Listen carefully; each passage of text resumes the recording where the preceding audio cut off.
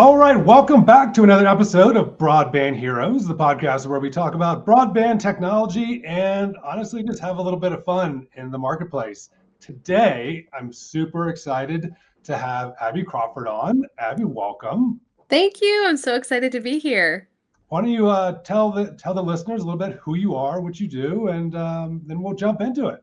Yeah, I would love to. So, my name is Abby Crawford. I am the CEO of Foundation Creative. So, I lead a marketing firm that is built specifically for companies shaping our critical infrastructure. So, from fiber optics to energy, utilities, and beyond.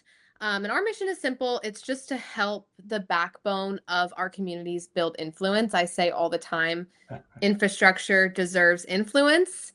I'm trying to make that a thing. So, yeah, we just help companies build influence, trust, and recognition through strategic storytelling and creative execution. So, Awesome. that's the short story of what we do. Well, welcome. So Thank this you. episode, obviously we have a lot of different types of guests on. This one, we're going to be very much focused on one of my favorite topics, which is marketing, and Mine really too. diving into the differences and changes within the broadband and telecommunications industry. And I'm going to throw out a quick stat that I saw. I don't know if you're familiar with Internet Pipes, which is a database of it's a lot of information about various topics. And one of the topics, or one of the stats I thought was super interesting when we think about infrastructure and legislation, is that only 11 members of Congress have engineering degrees. So Wow. for context, and I started thinking about that from a policy and marketing positioning, and I think, well, okay, that means that very few people in policy positions actually have an understanding of emerging innovations and emerging Yeah. technologies. And I think, well, okay, that's congressional. Then I think about communities and other places, and it makes me think like, well, how does marketing need to adjust itself, knowing that, hey, you can't talk speeds and feeds to people that don't know. Right. That's so true. That's so true. That's an interesting fact. I would never have Yeah, I it's would have never thought about it, but now that it's brought to my attention, that's interesting. because I think, I mean, what's your view of, right now when we sell the idea of broadband, right? I mean, Yeah. it's a ubiquitous word now. And I Mhm. think that the funny part about it, though, from a marketing view, is obviously people in the industry, we use broadband a lot. I Mhm. think if you bumped into people on the street, or even people in communities, the building networks themselves, like they don't always call it broadband, right? Right. Wi-Fi, Yeah. internet, something else, right? Right. Yeah, there's different names for it. I think that what a lot of companies, vendors, businesses miss is that people aren't asking like is this the best product or like necessarily looking for a product. They're asking more so what can this do for me? How can this solve my problem? How can this elevate my life? Will this blow up my project or my budget or my reputation? Like they're looking at everything else. It's not necessarily just about the product. Yeah, I agree. I think a lot of times engineers and product people very technical, always think about it from the product. Yeah. They don't necessarily think about it from, yeah, to your point of what are they solving? What are you Yeah. actually doing? And so I think maybe let's take a step back and think about when we think about marketing, who are we actually marketing to Right. broadband space? Right. And that's the thing is in broadband, I think that failure is very public. Success is public too, but any missed deadlines or clawbacks on grants, angry communities, whatever it is public. So I think that the most effective marketing here is speaking to people directly, speaking about risk reduction. I think that I talk about this a lot. Just you need to build trust. What are the proven processes? What are the lessons that you've learned? What happens when things go wrong versus when they go right? How can you prevent it? So I think the best thing that vendors can do is how can we help you? How can we serve you rather than here's what we do? I think it's a great point. I think the other thing I think is interesting in this space is there's the B2B side and the B2C Mm-hmm. side, right? Yeah. So obviously, most people, I think consumers, they live in the world of dealing with internet service providers. dealing with honestly speeds and feeds. Like, hey, let me give you this deal. It's this speed. It's this price. Versus, I think on the B2B side, our backgrounds, obviously, we've dealt with people that are in the true infrastructure, right? They're building the thing that powers, the internet. What's the difference? Like when you think about it mentally, like what's the difference between those, like marketing and talking about broadband to those different audiences? I think it's a matter of, first of all, understanding the difference in the audiences. So understanding that you're not necessarily just selling a person, but typically you're selling more, you're selling a whole group of people, whether that's an entire company, engineers, administration, whatever it is, or even sometimes the public. So you need to understand the different needs, the different fears, the different versions and definitions of success, and make sure that your marketing doesn't just speak to one group, because then you'll create friction. You're missing other groups. You need to make sure that you're creating clarity for the whole ecosystem, not just one single person. Yeah, I think that's a super valid point that I think a lot of people miss in marketing today. And this is risky, right? Like it's if you put all your eggs in one basket, which obviously from a marketing view we don't encourage. but I think it's a truism that if you do focus even on the selling and just on one person and you're solving that one person's problem, well, that may be good for them, but then if you're solving the engineer's problem, but you're not necessarily solving the CFO's problem, or you're not serving the operator their problem. I think it's important that that word ecosystem, right? It is an ecosystem, and you have to know who you're talking to and what's really important to them, which I think is hard in an industry that has been kind of run the same way for a lot of years. Let's just put it that way. Yeah, I completely agree. A final thought on that, essentially in broadband, strong marketing is connecting the dots for everybody. You can't just assume that one single person is championing all of the decisions. They're carrying the weight of all the decisions. There's more than likely more than one person making a decision, and they might have different views on the matter. So making sure that it's clear and you're connecting the dots for everybody. For sure. So let's talk about the culture of our industry, right? So I mean, I've been around a long time myself. I've got the stories and the gray hair to prove it. And but I think about telecommunications and more specifically broadband. The industry in and of itself is definitely, I would say, not as diverse as I think it probably should be, right? And I think it's evolved over time. But I think when I think about the legacy culture, and I mean, you've been to some of these shows too, like it's like it's the same people on the panels. It's the same people in these conversations. It's the same people on LinkedIn. It's like, and I'm not disparaging any of these people. They've obviously earned and have a lot of experience, but I guess I wonder, how does that actually affect marketing when it comes to this our industry? That is something that I am relatively new to the industry. I'm going on almost a year, and so I jumped in and I was like, wow, we're very much that was an adjustment for me. And the history 100% deserves the respect. The people that have built these networks and that are constant voices in this industry, I respect them so much, and I don't take anything away from them, but I also don't think that means that marketing can't evolve. Agreed.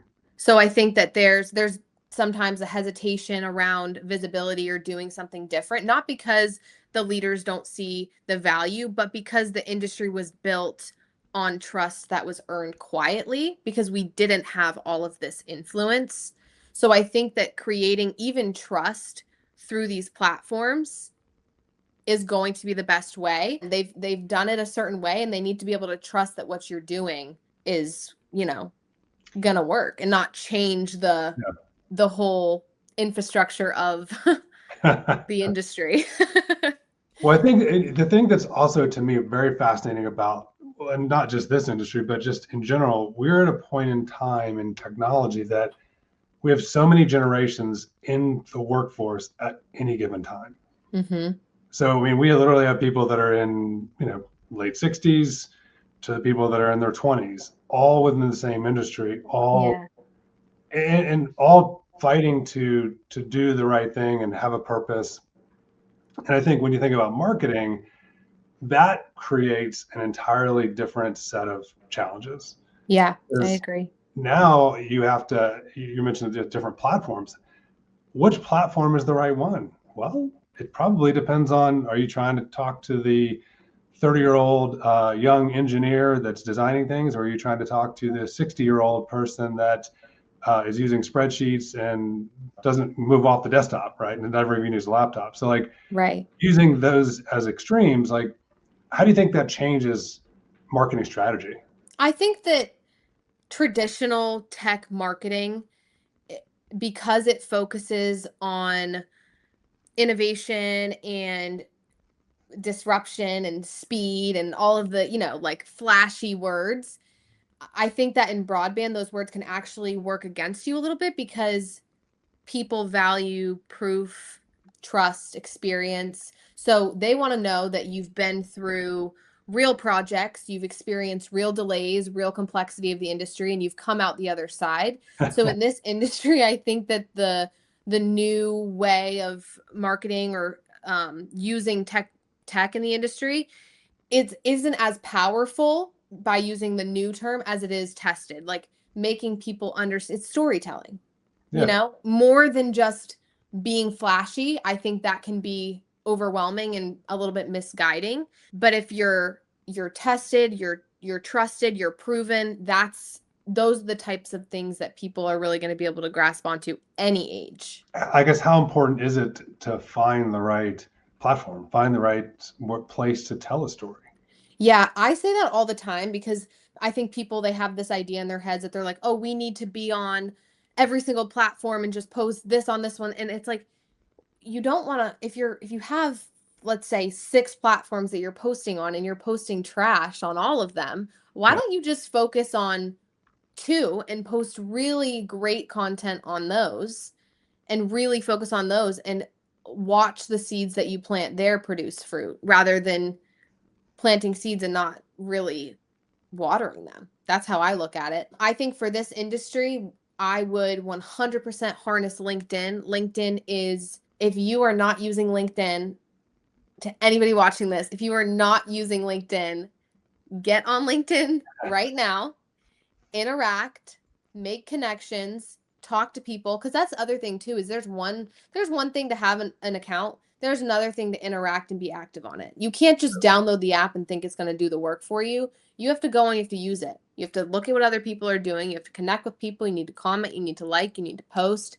It's all about engagement and creating relationships. That's what it's for. What do you think is I guess the failure of some of the people that are trying to do it all, right? Like they're trying to be on every platform. I mean, you mentioned the same content, but even on Mm-hmm. LinkedIn, I mean, obviously, most of us, I think, can tell when it's a bot or when it's content that is not what I would consider authentic, right? It's just pushed out there, right? Do you think that is of value or is that not of value? I think that people think that being louder or being trendier is what they need to do. But really, it's about becoming clearer and providing clarity. So, if you're able to, through your social media, you're able to focus on transparency, education, relevance, and not just like hype of being loud or trendy or whatever. If you can actually explain complex things simply and show your thinking and show that you are understanding and can speak the language of everybody and not use all this technical jargon, take the technicality out of it. You need to be clear. That is, so my main answer to that question is provide clarity in Yeah, I your mean, it goes back posts. to the stat of the 11 members in Congress that have an engineering degree, right? So Right. if they don't have and competence is not the right, that's maybe not the right word, but if they don't have the knowledge, I mean, you do have to be able to explain. And I think the one thing in marketing that is so important in all marketing, but in specifically in our industry, is that you do have to be able to explain technology in a way that isn't frightening Mm-hmm. and it is in some ways inspiring, right? I mean, I think about Right. I can't remember the stat right off the top of my head. I just saw it a week ago or so about, and this is obviously people don't like this on the fiber side, but the number of users that Starlink has acquired in the time that versus the number of fiber subscribers that have been added in the same period of time is astronomically different. And clearly the ability to put up a satellite and connect somebody is much faster right now than it is to engineer, design, construct, build, permit, all that stuff. Sure. But I do think it goes to the point of when you're marketing, you do have, to your point, you have to tell a story of why the time it takes to do that is actually versus not. Yeah. I think too, showing behind the scenes, showing the people that are actually doing the work, and then also showing the impact. I see all the time, there's like videos or graphics of people. It's like 5 people. I just had this conversation with Kim McKinley. She cracks me up. And we were talking about, you see all the time, like there's 5 people sitting on a couch and they're all smiling, looking at one iPad. That is not realistic. Like in today's world, first of all, everyone would have their own piece of technology, right? And they'd all be consuming their own device. I think that like showing that broadband is doing more than just that, like when you're running late on ordering or getting your Christmas presents, and you need to order some Christmas presents and they need to be here as soon as you can get right onto your phone. You can order your Christmas presents on Amazon and boom, they're at your door. It's things like that that's what broadband does. And then also people in like the grandmother that her grandchildren, she still lives in her home out way out of the way, but she can FaceTime her grandchildren whenever she wants, or the hospital that is in a rural community that, they need to get this test result to this. It's just making broadband relevant and putting it in terms of like, you use this every single day. Like you can't even make your coffee in the morning likely without using some sort of broadband beforehand, right? Like, yeah, I mean, as an example, I tell Alexa, I'd say, Alexa, turn on coffee machine, and because it's connected. Crazy. So upstairs, I have it turned on because it's automated, this smart switch. It turns it on. So by the time I'm coming downstairs, it's heating up. It's doing everything. Like, yeah, that's literally the first thing I'm doing in broadband in the morning, right? Exactly. No, and so many people do it and they don't. That's why I say infrastructure deserves influence. It's things that we use every single day. I get so wrought up about it because I'm like, we use this every single day and we just don't realize it until it doesn't work. Let's dive into that for a second. So when we think about, and we see all the marketing that's out there across the technology companies, engineering construction companies, and ISPs, but most of the marketing, to your point, doesn't really talk about the what, right? Yeah. Like it's what you're doing with it. And I think at what point I feel like everybody in the country, at least in the US, I think everybody gets the fact that broadband's needed. I don't think you'd be hard pressed to find somebody on either side of any opinion that says broadband's bad. I think it's pretty nonpartisan. Well, I shouldn't say that, but everybody believes it's a good thing. Right. So why do you think though we don't talk more about the truly like, hey, here's what you do with it? Because infrastructure, once the infrastructure is done, it's done. Now you can start getting into the usage of it. So I'm going to turn on my coffee maker. Or I'm going to make sure I can watch my dogs with a camera, or I'm going to have a security system, or I'm going to make sure my package doesn't get swiped from my porch because I have an internet doorbell. Yeah. Like, I'm just curious. I mean, why do you think that people aren't paying more attention to that type of marketing?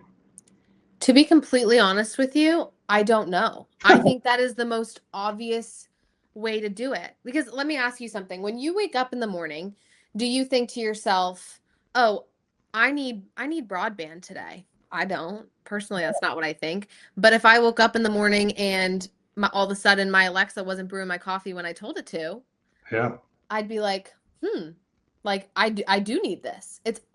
People don't realize it, I don't think, until they don't have it. And so we expect it.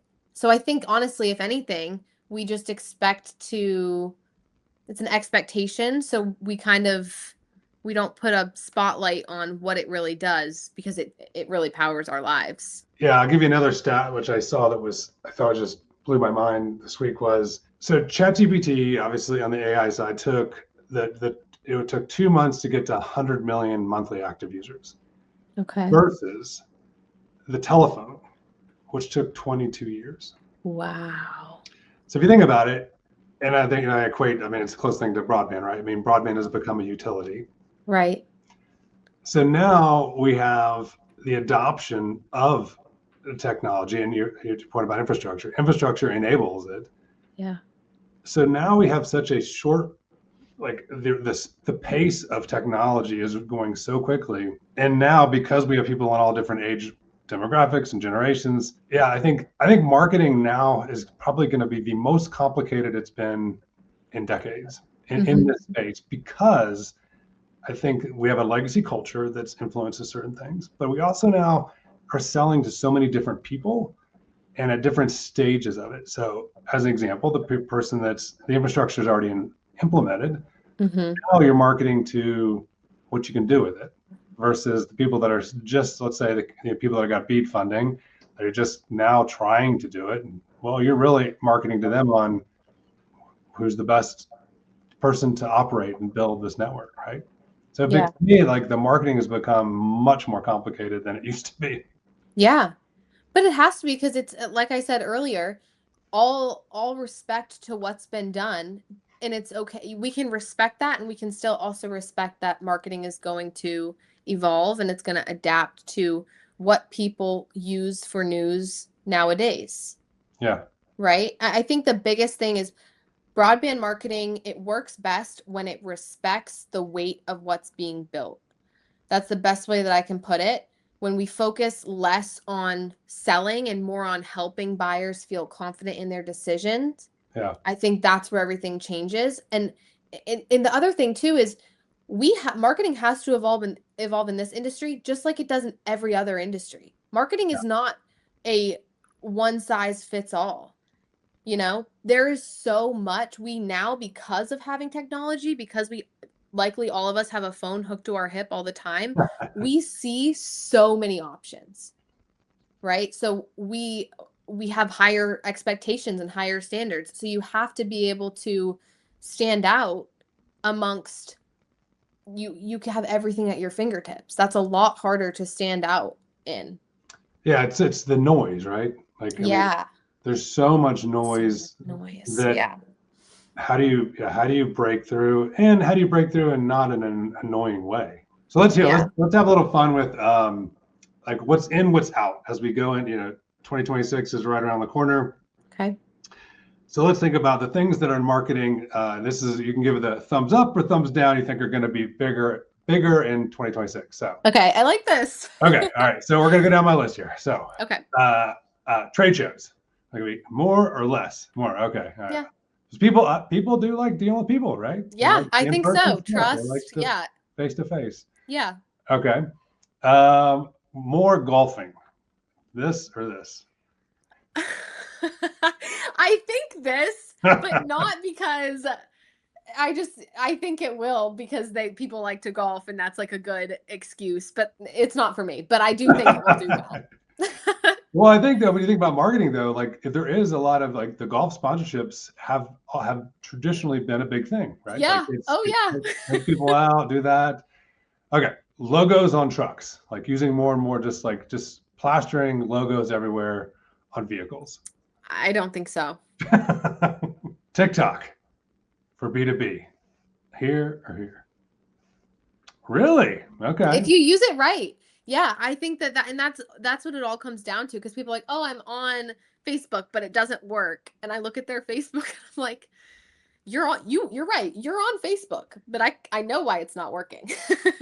Private, not trade shows, but private dinners, like just, the old school, hey, we're getting a group of people together. It's like the dinner experience.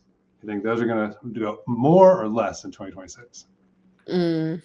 And those are the ones where I think about marketing. It's like where you do the nice invite. It's more of a custom experience.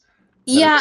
I'm not talking about that's like hey, I'm gonna go, let's go to the steakhouse and do that. More of that's what I'm thinking. Yeah. Because there's more that goes into it than just like, oh, it's a dinner. Like you Yeah. had to, it's strategic. I would say yes. Yeah. Yeah, I think so. I think people, when you think about standing out, right? Like, I want to stand out, but I want to. Yeah. And a lot of times when you're in a large group like the trade shows, it's hard, right? It's hard when there's thousands of people to be able to have that more intimate conversations. Yes. Like you said, so much noise. So much noise. Next one, podcasting. I love a podcast. I Yeah. love a podcast. Yeah. I do think there's going to be more. I think it's a medium that is probably, it has the potential to be able to kind of be an equalizer and have a lot more conversations than you can have if you're having to fly out and do everything all the time. I think that definitely is an opportunity. Yeah, I agree. All right, last one, just overall digital ads, like just ads on any platform, whether it be Google, Facebook, Instagram, LinkedIn, whatever. Just paid media. Is paid media, you think, in the B2B space going up, or you think we're going to see a decline? Okay, so mine is circumstantial. So yes, if you are also utilizing other platforms, because when you have an ad like that, let's say Google Ads, you're paying so much to have your Google ad and you're thinking, oh, well, I should be up at the top of this search because I'm paying X amount of dollars. But if you're not getting website clicks, you're not going to be at the top. The one that's going to be at the top is getting those website clicks, and you're getting website clicks from other traction from other platforms where you're promoting. So yes, if you're using it with other tools. No, if you're just relying on paying for digital ads. Yeah, I would agree with that. And I think that the other thing I guess I would comment on the platforms I agree 100% that trying to be all things to all people on all platforms is insane. One, it's ridiculously expensive from a marketing perspective. And it's also, it's just very hard to be able to do it well on multiple platforms. I do think that, if we run down the list, right? I mean, from YouTube to TikTok to LinkedIn, Facebook, Instagram, Reddit, as I think is a key platform, Substack. Yeah. Think about all these different platforms. And I do think that my view is there is going to be a big opportunity in 2026 where there's going to be some breakout areas, whether it be a subreddit, whether it be a Substack, whether it be a YouTube channel, that there are going to be opportunities for people to really be different. And that's the great thing about marketing in this day and age is that it's not hard to get it up and running, right? Right. It's not hard to get something running and do an experiment. So I think that, in my view, that's definitely going to go up in 2026. The other thing, let's pivot a little bit and talk about, we talked about this on the kind of the pre-show, is AI. So AI and marketing, I mean, to me, they go hand in hand. Obviously, you and I chatted a little bit about the different views of that, but I think because it's so prominent in just mainstream media, how do you think AI will affect broadband marketing in next year? That's a good question, and I think about it a lot. I think that AI can be an incredibly useful tool, but AI only gives you what you prompt it to give you.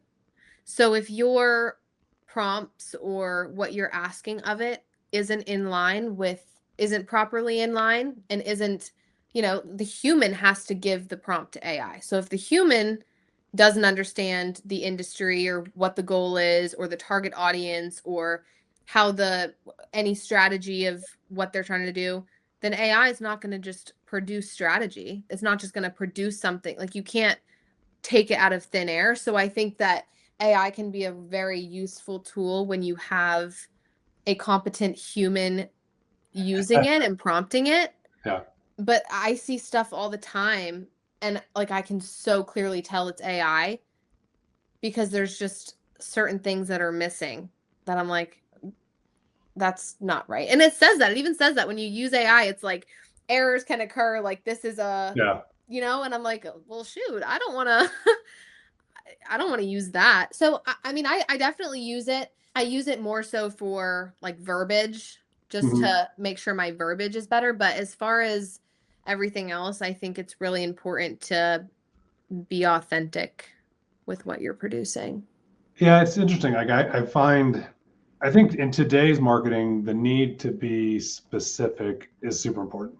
Right. Yeah. I think we've been talking about the whole time, or the different audiences, different ideal customer profile, right? It varies. And marketing in this space has been kind of homogeneous, kind of like blank. I mean, the same thing, right? It's Mm-hmm. across the board. And I think now we have communities involved, which is very different than we've ever had in the past. We have Yeah. younger decision makers. We Yeah. have women in leadership positions and across Yeah. both technology and municipalities. Yeah. And we have older people. And I think about, and I'll tie this all back to, when I think about AI, I do think there's an opportunity to use AI and use technology to be able to talk and speed up marketing and make individual messages. Mm-hmm. But I agree that I think you can do that, and I think there's a huge opportunity to be able to talk directly to more people and how they want to talk. But I think the risk is, when I think about the risk of doing this, is that if you don't do it right, you actually run the risk of alienating them. Yep. That I think is my fear, is that it can speed things up, but it can also, if you don't do it right, it can actually have an adverse effect. Absolutely. I completely agree with that. I completely agree with that. I think that goes along with, I mean, everything in the industry. It's either the error could be super helpful or it could be you lose people. And also too, like what we were talking about earlier with the noise, you don't want to just create stuff that's just adding to the noise and that differentiation, like you were saying, like there's so many different people in this industry now and in different roles. There's from just wide range of ages, wide range of background experience, men, women. It's more so now than ever in this industry, at least from what I've heard and seen. It's more about the capable person, not the capable, like dependent on age or gender or whatever. It's just, is this person a capable person? I think Yeah. that's more so what it comes down to. It's all about people. Like I think AI is an awesome tool, but the people are the ones behind even AI, prompting it and doing everything. So That's an interesting point. I mean, if you think about marketing in general, there's mass marketing, and then there's the more account-based marketing kind of approach. And yeah. when you think about our space, which one do you think works, right? I mean, is it volume, or is it the ABM kind of approach? Like, in knowing that in a lot of ways our industry is huge, and in a lot of ways Mm-hmm. our industry is super small. Mm-hmm. No, volume is definitely important. I won't sit here and say that, but I wouldn't even use the word volume. I would use the word consistency because that just creates trust. Volume, I would say, is just posting trash, empty posts.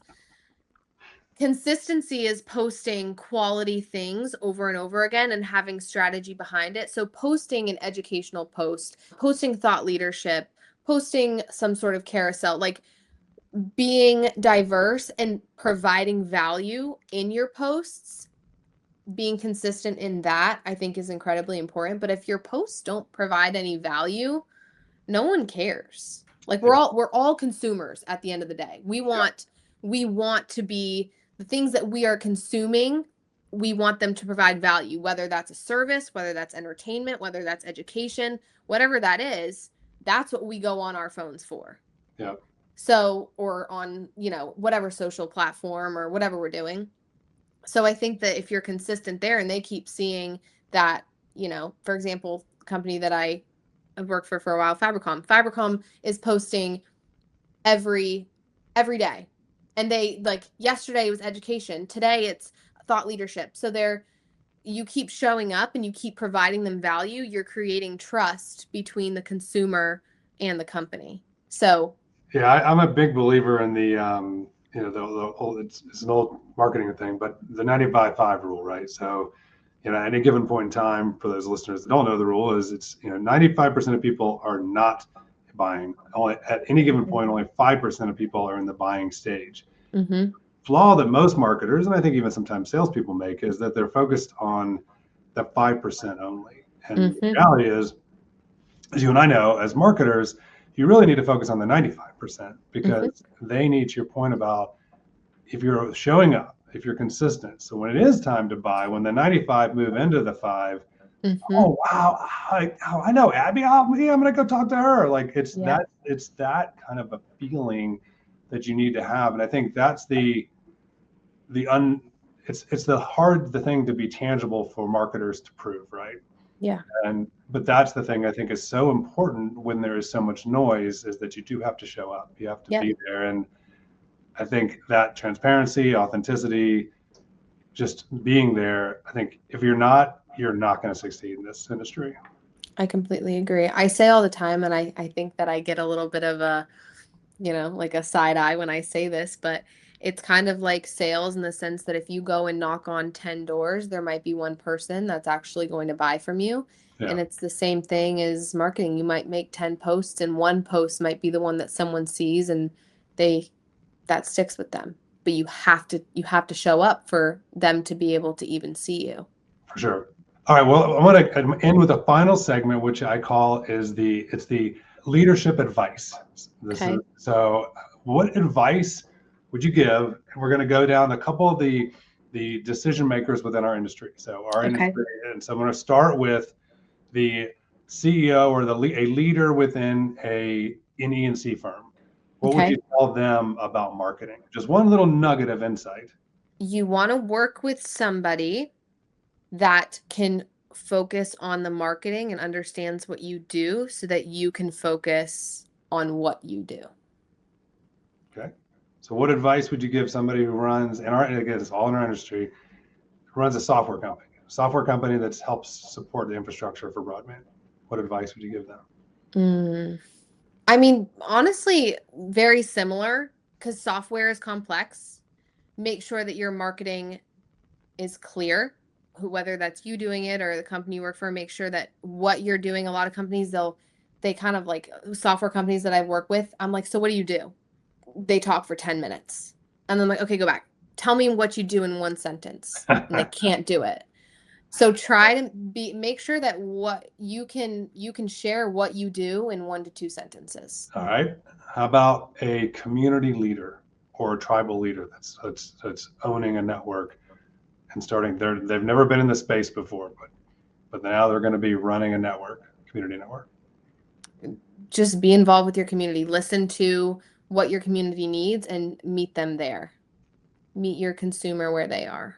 The final person in our quiz here is, what about a legislative person? So either in the state or federal level. So we know a lot of these people, right? Some some not. But what advice would we give those people?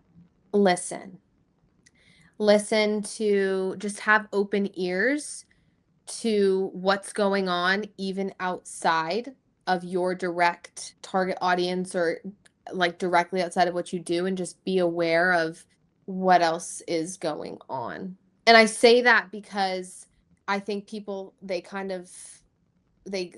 get like a tunnel vision to just their specialty or their niche or their industry. And I think that all critical infrastructure is kind of tied together in a different way. It's like this. So I would say look at the outside, the other industries as well, and see what they're doing, see what's working, what's not.